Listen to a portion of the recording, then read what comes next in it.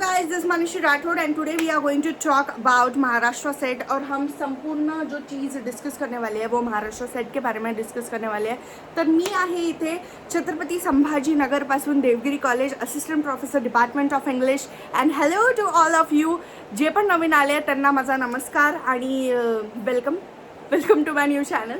And this video is completely going to be Maharashtra SET exam कशी qualify करू शकता, 7 दिवसांचे काय काय पद्धती आहे, कसे तुम्ही अभ्यास करू शकता, कसं तुमचे डेज मी डेज तुम्हाला स्लॉट्स डिसाईड केले आहे, कोणत्या युनिटसाठी किती डेज आहे, कोणते युनिट्स इम्पॉर्टंट आहे, इम्पॉर्टंट युनिट्सपासूनच आपण खाली चाललो आहे, कसे तुम्ही कमी दिवसांमध्ये जास्त स्कोअर करण्यासाठी कोणते युनिट्स तुम्ही फॉलो करू शकता, कोणते यूट्यूब चॅनल आहे ते देखील सांगणार आहे मी.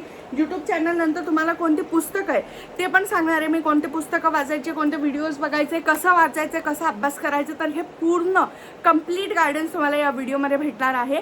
आणि मी माझी एक्झाम स्वतः फर्स्ट अटेम्प्टमध्ये क्वालिफाय केली आहे. I am 7th rank in Maharashtra. So you can trust me. Okay, so Marathi में बात होने वाली है बट मेरे को खुद महाराष्ट्र में रह के मैं इतना मराठी जो है बहुत पास वाले लोगों से बोलती हूँ. बट फिर से अगर तुमको प्रॉब्लम है, language problem, you can change in the settings and तुम हिंदी कर सकते हो. तर मराठीमध्ये मी बोलील 11 मे पासून म्हणजे उद्यापासून ते 11 जुलै किंवा 15 जुलैमध्ये सेट एक्झाम होणार आहेत अशी बातमी कळली आहे. त्याची जी नोटिफिकेशन आहे आता आउट नाही झाली आहे, पण एक खरा विद्यार्थी जो असतो तो स्टार्टिंगपासूनच अभ्यास करतो. एक खरा लढाका जो असतो तो जेव्हा जंगचा ऐलान होतो तेव्हा तो लढणं किंवा शिकणं स्टार्ट नाही करत तलवारबाजी, तो अगोदरपासूनच प्रिपेअर्ड असतो. तसा जर आपण चांगले विद्यार्थी असू तर आपण जंग बॅटल स्टार्ट व्हायच्या अगोदरच आपण अभ्यास करणं चालू केलं पाहिजे. आणि कशा रीतीने अभ्यास केला पाहिजे हे डिटेल सांगणार आहे. बिलकुल टेन्शन घ्यायची नाही, बिलकुल काळजी घ्यायची नाही. सेट नेट आणि इंग्लिश तुम्हाला येते की नाही ह्याचा काहीच संबंध नाही आहे. जरी तुम्हाला इंग्लिश बोलता येत नाही, जरी तुम्हाला इंग्लिश कळत नाही, तरी तुम्ही वारंवार वाचून इंग्लिश समजून घेऊ शकतात. वारंवार इंग्लिशमध्ये व्हिडिओ बघून तुम्ही इंग्लिश समजून घेऊ शकतात. तर सेट ही क्वालिफाय करण्यासाठी इंग्लिश खूप चांगलं येणं हे महत्त्वाचं नाही आहे. आपण नंतर स्वतःचे स्किल्स डेव्हलप करू शकतो, स्वतःला इंग्लिश बोलवायचं शिकू शकतो. पण अगोदर आपल्याकडे इलिजिबिलिटी सर्टिफिकेट पाहिजे, तो की आहे सेट नेटचा. तर त्याच्यासाठी तुम्ही कसा अभ्यास करायचा हे मी सांगणार आहे. पहिला जो मी घेतलेला आहे ते आहे लिटररी थिअरी आणि कल्चरल स्टडीज. आता लिटररी थिअरी आणि कल्चरल स्टडीज का घेतले? मागच्या काही वर्षांपासून लिटररी थिअरीवर खूप भर दिला गेला आहे. लिटररी थिअरीबद्दल खूप क्वेश्चन्स विचारत आहे. Structuralism, post structuralism, Ferdinand de Saussure, Claude Levi Strauss, Mikhail Bakhtin, knowledge is power and everything. लिटररीबद्दल खूप क्वेश्चन विचारले जाते म्हणून literary theory and cultural studies घेतला. अत्यंत सोपा विषय आहे, बिलकुल टेन्शन घ्यायची गरज नाही. खूप सोपा युनिट आहे. 10 दिवसात कंप्लीट होईल. 10 दिवसात कंप्लीट होईल ॲक्च्युली. तर हा जो युनिट आहे हा तुमचा युनिट 7 दिवसातच कंप्लीट होईल, पण मी तुम्हाला 10 दिवसाचा कालावधी दिलाय. आता मी तुम्हाला 10 दिवसाचा कालावधी का दिलाय की तुम्ही चांगला अभ्यास केला पाहिजे, त्याच्यासाठी तुम्हाला 10 दिवसाचा कालावधी मी जो आहे इथे दिलेला आहे. आता जेव्हा मी स्वतःच्या लिटररी थिअरीची गोष्ट करते तर मी जे आहे लिटररी थिअरी 30 पानांमध्ये कंप्लीट केलं आहे. माझं कंप्लीट लिटररी थिअरी तुम्ही माझ्याकडून घेऊ शकता. मला व्हॉट्सअपवर मेसेज करून तुम्हाला मी हे PDF पाठवेन. आता ही जी माझी लिटररी थिअरीचे नोट्स आहे हे कंप्लीट 30 पेजेसमध्ये लिटररी थिअरी कंप्लीट आहे. नोट्स कसे बनवायचे हे याच्यावर बोलून घेऊ. न्यू क्रिटिसिझम काय आहे? Opposite to reader response theory आहे. न्यू क्रिटिसिझममध्ये फर्स्ट कोण आहे? I.A. रिचर्ड्स. काय आहे? Founder of school of interpretation. School of इंटरप्रिटेशनलाच काय बोलतात? New criticism. Principles of literary criticism, त्याच्यात त्यांनी काय म्हटलं? Uses of language, scientific motive. Practical criticism काय आहे? Close reading. क्लोज रिडिंग कशी असते? टेक्स्टची 4 टाइप्स ऑफ मिनिंग असतात, त्याच्यात सेन्स, फिलिंग, टोन, इंटेन्शन. तर असे तुम्ही डिटेल पद्धतीने एकतर तुम्ही नोट्स बनवू शकता किंवा तुम्ही माझ्या नोट्स विकत घेऊ शकता. ओके, अशा माझ्या नोट्स आहे, हायलायटेड आहे, सगळं काही इम्पॉर्टंट आहे. माझ्या नोट्समध्ये तुम्हाला अमेरिकन न्यू क्रिटिक्सपासून Chicago school structuralism, Ferdinand de Saussure, त्याच्यानंतर Tzvetan Todorov, T.S. Eliot, Virginia Woolf, new historicism, Ranajit Guha, Marxism, George Lukacs, Walter Benjamin, लीन फ्रान्सोसिस, जेन Habermas, Homi K Bhabha, Aijaz Ahmad, Stephen Greenblatt, Stephen Orgel, मग त्याच्यानंतर John Dover Wilson, reader response theory, Stanley Fish, सगळं काही तुम्हाला भेटून जाईल. वुल्फगॅन ॲल्सर, मग त्याच्यानंतर डेव्हिड ब्लिज, हन्स रॉबर्ट जर्स, कन्सोनन्स स्कूल, हे सगळं भेटून जाईल. ठीक आहे. विषय असा आहे की जेव्हा तुम्ही एखादा सब्जेक्ट हातामध्ये घेतात, जसं की लिटररी थेरी किंवा कल्चरल क्रिटिसिझम, तुम्हाला काय करायचं असतं, तुम्हाला पहिले व्हिडिओहून शिकायचं असतं. आता समजून घ्या, 3 प्रकाराचे लर्नर असतात. एक लर्नर असे असतात जे बघून शिकतात, जसं की 3 इडियट्सचं जर मी तुम्हाला म्हटलं राजू रॅन्चो फरान, तर तुम्हाला कोणती सीन आठवते, ते कॉलेजला चालले, त्याच्या बाबाला हॉस्पिटलमध्ये ठेवल्यावरती ती सीन आठवते का, कारण की तुम्ही व्हिज्युअल लर्नर आहे. जे व्हिज्युअली बघतो ते आपल्या लक्षात राहतं. व्हिज्युअल लर्नर, रायटर लर्नर लिहून लक्षात राहतं, रीडर लर्नर वाचून लक्षात राहतं.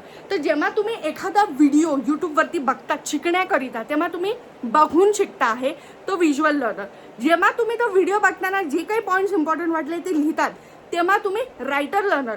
जेव्हा तुम्ही ते पॉईंट्स वाचतात तेव्हा तुम्ही रीडर लर्नर. अशा 3 पद्धतीने जर तुम्ही अभ्यास केला तर तुम्ही या लाईफमध्ये कधीच फेल होऊ शकत नाही. हे मनश्री माणिक राठोडचं तुम्हाला प्रॉमिस आहे. ओके. तर मग आता काय करणार, लिटररी थेरीचे आपण व्हिडिओज बघणार. कोणते बघणार, सिम्पली लिटरेचर म्हणून एक व्हिडिओ आहे, जिथे त्या सरांनी खूप एकदम सोप्या पद्धतीने सांगितलेलं आहे लिटररी थेरीबद्दल, आणि त्याच्यानंतर त्यांनी MCQs पण दिले. ठीक आहे. जर MCQs तुम्हाला टिकरचे सॉल्व्ह करून झाले, आता काय करायचं, पहिले 4 दिवस जे आहे दिवसाला 12-12 तास बसून अभ्यास करायचा. कसं करायचं सांगते. सकाळी 7ला उठायचं, 7, 8, 9, 10, 11 4 तास अभ्यास केला. ठीक आहे. 7 ते 11 अभ्यास केला, एक ब्रेक द्यायचा स्वतःला 1 वाजेपर्यंत. त्याच्यानंतर जे 7 ते 11 अभ्यास केला तो 1 ते 2 मध्ये लगेच रिवाइज करून घ्यायचा फटाफट. रिव्हिजन कशी करायची, नेहमी रिव्हिजन उभी राहून करायची. उभी राहतो तेव्हा तुमच्या पाठीचा कणा स्ट्रेट असतो, तुमचं प्री फ्रंटल कॉर्टेक्स ओपन असतं, and that's why all the information goes to your subconscious mind and you can grasp it easily and it goes in your permanent memory. That's why you have to read any time and every time स्टँडिंगच read करायचं आहे. ठीक आहे. मग तुम्ही 1 ते 2 read झालं, 2 ते 6 परत एकदा तुम्ही अजून व्हिडिओ बघून घ्या. ठीक आहे. असं करा 4 दिवसासाठी कम्प्लिटली तुम्ही सगळे व्हिडिओज बघा आणि नोट्स काढा. व्हिडिओज बघा आणि नोट्स काढा. 4 दिवसानंतर जेव्हा तुमचे लिटररी थ्योरीवरचे सगळे सिम्पली लिटरेचरचे व्हिडिओ बघून झाले, तेव्हा त्यांनीच एक MCQचा व्हिडिओ आहे, MCQ क्वेश्चन्सचा व्हिडिओ आहे. तो MCQ क्वेश्चन्सचाच व्हिडिओ तुम्ही लावा आणि जे नोट्स बनवले, जसं मी बोलते 7 ते 11 अभ्यास केला, ते नोट्स 1 ते 2 वाचले, 2 ते 6 परत व्हिडिओ ऐकला, नोट्स बनवले, ते नोट्स परत तुम्ही 6 ते 2 ते 6 अभ्यास केलाय, व्हिडिओ बघून नोट्स बनवले, 6 ते 8 जेव्हा तुम्ही ब्रेक घेताय, 8 वाजता जेव्हा अभ्यास परत चालू करताय, तेव्हा ते 7 ते 11 वाले पण नोट्स वाचले पाहिजे आणि 2 ते 6 वाले पण नोट्स वाचले पाहिजे. आणि मग त्याच्यानंतर 8 ते 12 तुम्ही अजून व्हिडिओनी नोट्स बनवा आणि मग 12ला झोपायच्या अगोदर 12 ते 1 दिवसभराचे पूर्ण नोट्स रीड करा. सकाळी उठल्या उठल्या फक्त पाणी पिऊन उभं राहायचं आणि पूर्ण जे काल रात्री केलं ते वाचून काढायचं. अशाने काय होईल, आपलं जे मागचं आहे असं नाही होईल पुढून पाठ आणि मागून सपाट, असं नाही होणार. तुम्ही जे सगळं मागे अभ्यास करताय ते डोक्यात ठेवणं खूप इम्पॉर्टंट आहे. Repetitive revision helps. Repetitive revision is important. Repetitive revision helps you to stay in your mind. जेव्हा तुम्ही रॅपिटेटिव्ह रिव्हिजन करतात ना, तेव्हा तुम्ही कन्फ्यूज नाही होता, अरे खूप रायटर्स आहे, अरे मी कसं करील, अरे माझं होईल की नाही, अरे बापरे इंग्लिश लिटरेचर वाचते. No, English literature is not vast. If you study strategically, if you study wholeheartedly, it is not vast. तुम्हाला काय करायचं आहे, एक जंगल आहे, जंगलच्या कोपऱ्यातून फिरून इम्पॉर्टंट गोष्टी करायचे, जंगलच्या मध्ये हरवून नाही जायचं. आणि त्याच्यासाठी तुम्हाला रॅपिटेटिव्ह रिव्हिजन स्ट्रॅटेजिकल अप्रोच लागेल, जे की मी सांगते. रस्ता तर सगळे सांगतात, रस्त्यावरती चालायचं कसं आहे हे फक्त मनश्री माणिक राठोड सांगते, हे लक्षात ठेवा. Literary theory and cultural studies 4-5 दिवस तुम्ही असं केलं, रिव्हिजन सहित करताय तुम्ही. हे फक्त पाठ, तुम्ही फक्त व्हिडिओ बघून लिहत नाही, तुम्ही रिव्हिजन पण करत आहे, व्हिडिओ बघून शिकत पण आहे. Reader learner, writer learner, visual learner, 3 प्रकाराच्या गोष्टी होत आहेत तुमच्या इथे. हे जेव्हा झालं 10 दिवसात, जेव्हा लिटररी थिअरी कंप्लीट झालं, तेव्हा यायचं ब्रिटिश लिटरेचरवर. लिटररी थिअरीचं सांगितलं मी, सिम्पली लिटरेचर यांचे व्हिडिओ बघायचे आहे, शिकायचं आहे, लिहायचं आहे आणि रीड करायचं आहे. माझी ही नोट्स तुम्ही घेऊ शकता, ते पण सोबत रीड करू शकता. त्याच्यानंतर ब्रिटिश लिटरेचरचं जे आहे त्याच सरांचे MCQ सॉल्व्ह करायचे. ब्रिटिश लिटरेचरसाठी इम्पॉर्टंट रायटर्स आणि इम्पॉर्टंट एजेस. मी कधीच नाही बोलत की विलियम जेलॉंग वाचायला लागा, रुटलेज वाचायला लागा, कारण की ते सगळं मी केलेलं आहे. त्याच्यातून एकही क्वेश्चन येत नाही. तुम्हाला एजेसचे कॅरेक्टरिस्टिक समजू शकतात, तुम्हाला त्याच्यावरून कळू शकतं की काय या एजमध्ये रोमॅन्टिसिझममध्ये काय आहे, लोक जे आंदोलन करतात त्यांना आता इंडिव्हिज्युअलिझम आवडलेलं आहे, त्या पोस्ट मॉडर्निझममध्ये काय आहे, मॉडर्निझमच्या नेक्स्ट स्टेप आहे ना, हे कळू शकतं. पण त्याच्यामधून एक्झाममध्ये क्वेश्चन नाही आहेत. एक्झाममध्ये क्वेश्चन येतात इम्पॉर्टंट रायटर्स आणि इम्पॉर्टंट एजेसपासून. ठीक आहे, इम्पॉर्टंट एजेस कोणते आहे? इम्पॉर्टंट एजेस सगळे विक्टोरियन एजच्या समोरचे इम्पॉर्टंट एजेस आहे. तर विक्टोरियन एज मधले जे रायटर आहे आणि जे काही ते आहेत रायटर्स, ते तुम्ही पकडा आणि त्याच्यापासून सगळं वरचं करा. विक्टोरियन नंतर दुसरे करा. ठीक आहे, रेनायसन्स, अँग्लो सॅक्सन इतके क्वेश्चन नाही, 1-2 क्वेश्चन येतात. तर जिथून जास्त प्रश्न येतात ते आपलं करणं मेन मोटो असला पाहिजे. जिथून जास्त प्रश्न येतात ते पहिले कंप्लीट झालं पाहिजे, हे नेहमी लक्षात ठेवा. ठीक आहे, आता जेव्हा तुम्ही ब्रिटिश लिटरेचरसाठी मी 15 दिवस दिलेले आहे, 10 दिवस पण खूप आहे, पण 15 दिवस दिलेले आहे. काय करायचं, क्वेश्चन पेपर घ्यायचा, क्वेश्चन पेपर मागचे महाराष्ट्र सेटचे क्वेश्चन पेपर घ्यायचे, जे तुम्हाला इम्पॉर्टंट वाटतं ते असं स्टार्ट करून टाकायचं. ही world literature in your feast आहे, याच्यात सगळंच आहे, सगळे रायटर्स आहे याच्यात वर्ल्ड लिटरेचरचे. जे तुम्हाला इम्पॉर्टंट वाटतं ना ते स्टार्ट करून घ्यायचं. तोच रायटर जर एखाद्या वेळेस 4 वेळेस आलेला आहे तर 4 वेळेस स्टार्ट करा. ठीक आहे, असे तुम्ही इम्पॉर्टंट रायटर स्टार्ट करा आणि तिथून तुम्ही स्टार्ट करा. ठीक आहे, तिथून तुम्ही विक्टोरियन एजपासून स्टार्ट करा, समोर जा. जे रायटर्सला स्टार आहे ते पहिले तुम्ही वाचा. आता ठीक आहे, समजा मी तुम्हाला सांगते, जर तुम्ही लॉर्ड बायरनबद्दल वाचत आहे तर काय आहे, full name George Gordon Noel Byron. Lord Byron is famous for his lengthy poems, John Donne and whatever. He lived in Italy for 7 years. He joined the Greek. खूप लोकांना रीड केल्यानंतर काहीच कळत नाही. असे किती लोक आहेत रीड केल्यानंतर काहीच कळत नाही. ठीक आहे, बरोबर आहे, आपलं जे पूर्ण शिक्षण आहे मराठी मीडियममधून कधी होतं, कधी इंग्लिश मीडियममधून होतं, पण इंग्लिश मीडियममध्येच इंग्लिश मराठीतून शिकवतात. तर आपल्याला कसं करणार आहे, right? It is not a big deal. It is very okay to not know English, because English is not our language. It is a second language. It is not our mother tongue. We don't speak English as soon as we are as a child. We speak English throughout the years. We learn English throughout the years. We learn new words throughout the years. So it is not a big deal. Take it easy. English वाचल्यावरती तुम्हाला समजणार नाही, it's okay. काय करायचं, Lord बायरनचं यूट्यूबवर जायचं, important works of Lord Byron video बघायचा, पूर्ण व्हिडिओ बघायचा, समजून घ्यायचा, जे इम्पॉर्टंट वाटतं नोट्स लिहायचे, परत हे खोलायचं, लॉर्ड बायरन वाचायचं, जे इम्पॉर्टंट वाटलं नोट्स लिहायचे, नोट्स लिहून झाले व्हिडिओचे ह्याचे, त्याच्यानंतर एकदा रीड करायचं.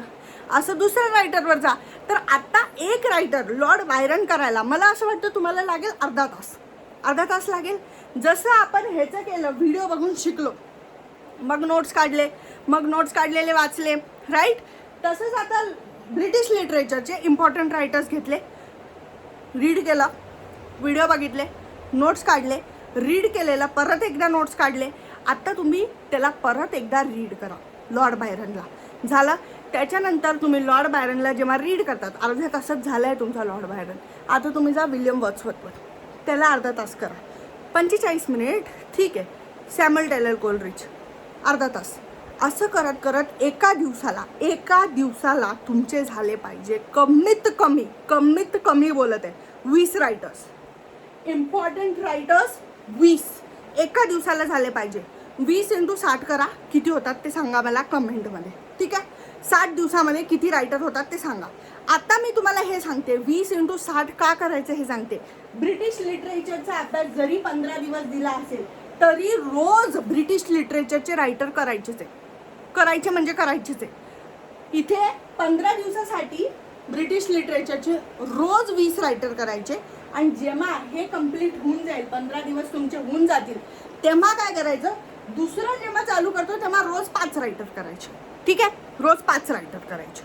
असं करून तुमचं ब्रिटिश लिटरेचर लवकरात लवकर कव्हर होईल. तुम्हाला स्ट्रेस नाही येणार, तुम्हाला टेन्शन नाही येणार. तुम्ही असं नाही बोलणार खूप वास्ट आहे, कारण की ऑलरेडी 10 डेजमध्ये लिटररी थिअरी आणि कल्चरल स्टडीज कम्प्लीटेड. ब्रिटिश लिटरेचरचे इम्पॉर्टंट रायटर्स आणि इम्पॉर्टंट एजेस कम्प्लीटेड 15 डेजमध्ये.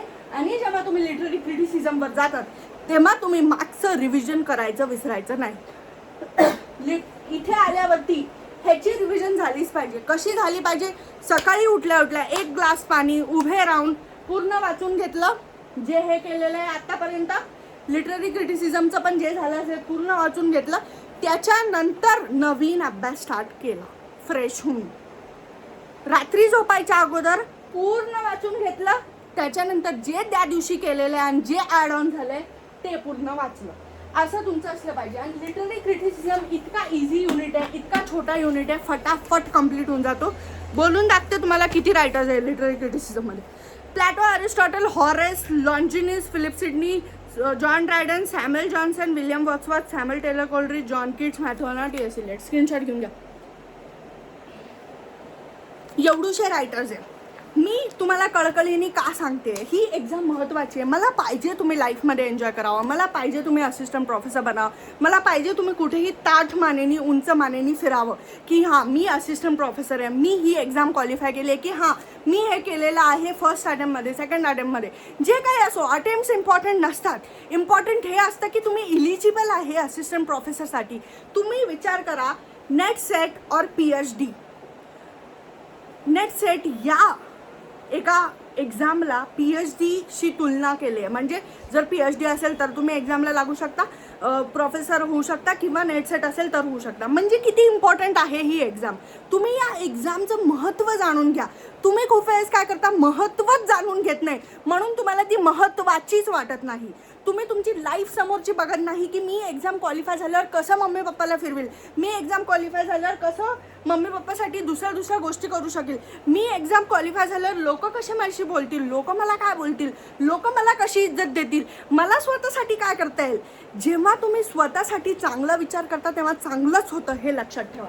ठीक आहे. लिटररी क्रिटिसिझम 5 दिवस दिले मी, 5 हालाकी 3 दिवसात होतं. एवढूशे रायटर आहे, किती 12 रायटर एका दिवसात होऊन जातात, पण तरी मी 5 दिवस दिले, कारण की आपल्याला पुढचं पाठ आणि मागून सपाठ नाही करायचं. या 5 दिवसांमध्ये मागचं पण रिव्हिजन होत राहिलं पाहिजे, एवढी गोष्ट लक्षात घ्या. त्याच्यानंतर येतं American, African and other important writers. 8 दिवस.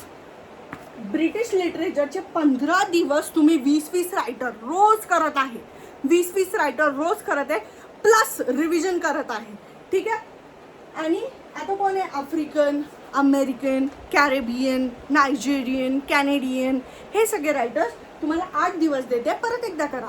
आणि जेव्हा हे करतात अमेरिकनचे, जेव्हा तुम्ही 10 रायटर करतात, तेव्हा ब्रिटिशचे अजून 5 घेऊन टाका, जे उरले ते ना. असं करून तुम्हाला कळणार पण नाही कधी तुमचे ब्रिटिशचे 500-600, जेव्हा असे 500-600 रायटर तुम्ही कंप्लीट करून घेतात, तेव्हा तुम्ही इझिली सेटची एक्झाम क्वालिफाय करू शकता. आणि हे लक्षात ठेवा की सेटची एक्झाम क्वालिफाय करायसाठी टॉप करायची गरज नाही आहे. तुम्ही बाउंड्रीवरती पण असिस्टंट प्रोफेसरसाठी एलिजिबल असतात. तुम्ही बाउंड्रीवरती पण पास झाले तरी तुम्ही असिस्टंट प्रोफेसरसाठी एलिजिबल असतात. तुम्हाला फक्त टार्गेट ठेवायचं आहे की मला एक्झाम क्वालिफाय करायची आहे. That's it, that's what it needs. Only one decision, only one work, only step by step hard work. एकदा तुम्ही एखादी, जर once you win the battle in your mind, then there is no another battle that you are defeated. हे लक्षात ठेवा. एकदा तुम्ही तुमच्या मनाला समजून टाकलं मला ही जी लढाई आहे ही जिंकायची आहे, मग तुम्हाला कोणीही हरू शकत नाही, एवढं लक्षात ठेवा.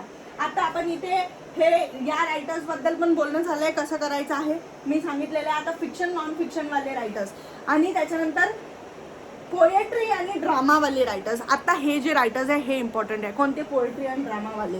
पोएट्री आणि ड्रामावाले रायटर्स कोणते? Poetry William Wordsworth, John Keats, P B. Shelley, Lord Byron, S T. Coleridge, हे पोएट्रीवाले. ड्रामावाले कोणते? Samuel Beckett, all of this, John Dryden, हे सगळे आहे ड्रामावाले. तर ड्रामावाले जे इम्पॉर्टंट रायटर्स आहे, जे तुम्ही स्टार केलेले आहे, काय बघून, क्वेश्चन पेपर बघून जे तुम्ही ड्रामावाले रायटर्स स्टार केलेले आहे ते रायटर्स तुम्ही नीट अभ्यास करा. ठीक आहे. आणि जे पोएट्रीवाले स्टार केले ते नीट करा. त्याच्यासोबत तुम्हाला काय करायचे, ब्रिटिश लिटरेचरचे रोजचे 5-5 रायटर करायचे. 5 रायटर म्हणजे काय, तुमचा किती वेळ जाईल त्याच्यात? 5 रायटरमध्ये तुमचा जास्तीत जास्त वेळ जाईल 2 तास. 2 तास लागतात फक्त 5 रायटर करायला. सकाळी उठल्या 5 रायटर करून टाकायचे रिव्हिजन करून, म्हणजे एक मनाला शांती राहते की माझे 5 रायटर झालेले आहे. आता जेव्हा हे होऊन जाईल तुमचं 10 दिवसात, मी सगळ्यांना खूप सुटसुटीत दिवस दिले, इतके दिवस नाही लागत, तरी मी सुटसुटीत तुम्हाला जास्त दिवस दिले. जास्त टाइमपास करायचा नाही जास्त दिवस दिले म्हणून. जे दिवस दिले त्याच्यामध्येच कंप्लीट करायचं आणि रिव्हिजन कंटिन्यू ठेवत राहायची. रिव्हिजनला कधीही स्टॉप आला नाही पाहिजे. एखाद दिवशी कोणी पाहुणे घेऊन आले, अभ्यास नाही होता, ठीक आहे, पण त्या दिवशी रिव्हिजन झालीच पाहिजे. रिव्हिजन करणारच आहे हे मनात ठाणून घ्या. रिव्हिजन जर तुम्ही सोडली, रिव्हिजन जर तुम्ही नाही केली तर एक्झाम क्वालिफाय नाही होणार. एक दिवस रिव्हिजन जर तुम्ही सोडली तर एक्झाम क्वालिफाय नाही होणार. लोक इथे रोज 15-15 तास अभ्यास करत आहे आणि तुम्ही एक दिवस असंच घालून टाकतात ना अभ्यास करता. अरे 15 तास मागे होऊन जाता तुम्ही. तुम्ही किती 10 इम्पॉर्टंट कन्सेप्ट मागे होऊन जातात. ते 10 इम्पॉर्टंट कन्सेप्ट तुमच्या पुढे चालले जातात. तुम्हाला हे का समजत नाही? तुमची ही परीक्षा तुम्हाला एक इज्जत रुतबा देईल या सोसायटीमध्ये. तुमची ही परीक्षा तुम्हाला हिंमत देईल. तुमची ही परीक्षा तुमच्या मम्मी पप्पाचा पाठीचा कणा होईल. तुम्ही मम्मी पप्पाची पाठीचे कणा होतील तरी तुम्ही या एक्झामला सिरियस घेतला आणि टाइमपास करता, स्क्रोलिंग करता, व्हिडिओ बघता आणि मग बोलता एक्झाम क्वालिफाय नाही झाली, 2 मार्कांनी राहिली, 4 मार्कांनी राहिली.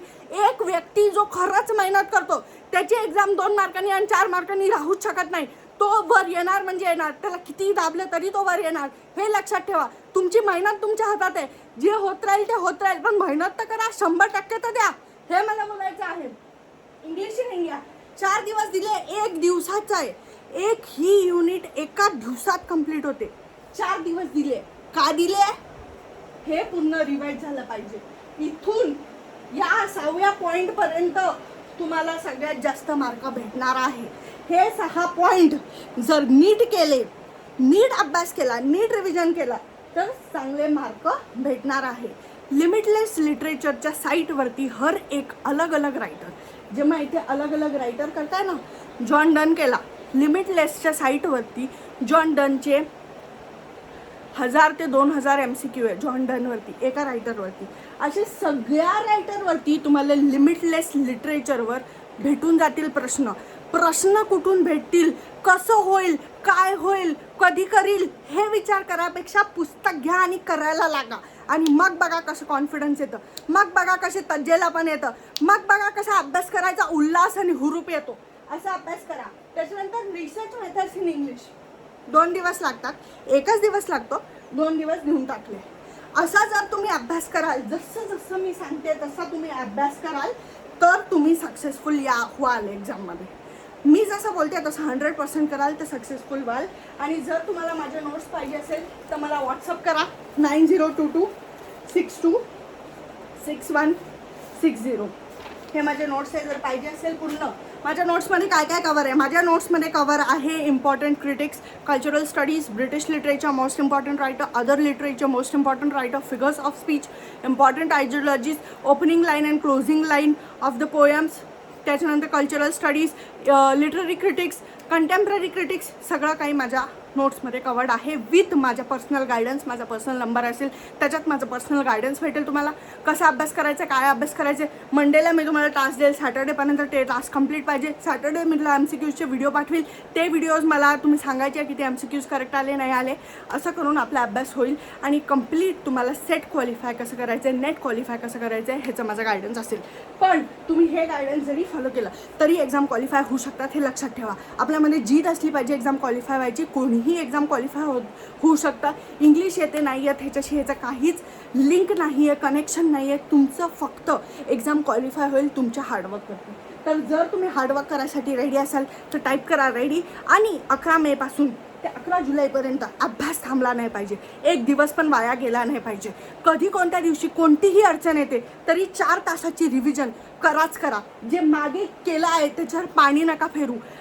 पुढून पाठ मागून सपाट बिलकुल नका होऊ देऊ. रिव्हिजन करत राहाल तर पुढे राहाल.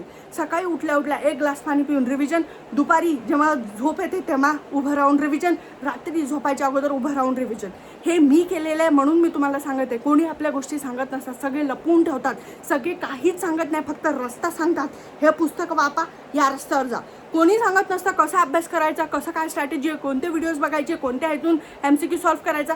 पण हे सगळं मनश्री राठोड सांगते. कारण की मला खरंच असं वाटतं की तुम्ही ही लाईफ जगायला पाहिजे, तुम्ही हा आनंद घ्यायला पाहिजे, तुम्ही आपल्या मम्मी पप्पांच्या चेहऱ्यावर खुशी बघायला पाहिजे. तुम्ही या सोसायटीवाले लोकांना जेव्हा ते विचारतात काय अभ्यास करते तेव्हा तुम्ही बोलायला पाहिजे मी असिस्टंट प्रोफेसर प्रोफेसर आहे देवगिरी कॉलेजमध्ये, आम्ही अभ्यास नाही करत आहे, आम्ही जॉबवर लागलो आहे, ह्याचा गर्व काही दुसरं असतं. कारण की बुड्ढे होऊन तर सगळे सक्सेसफुल होतात, मोठं होऊन 40 नंतर तर सगळे सक्सेसफुल होतात.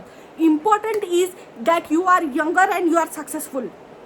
Older people have money, older people get successful, but important is that you are working hard in your teenagers and you are becoming successful before age of 25. That is the moment of proud.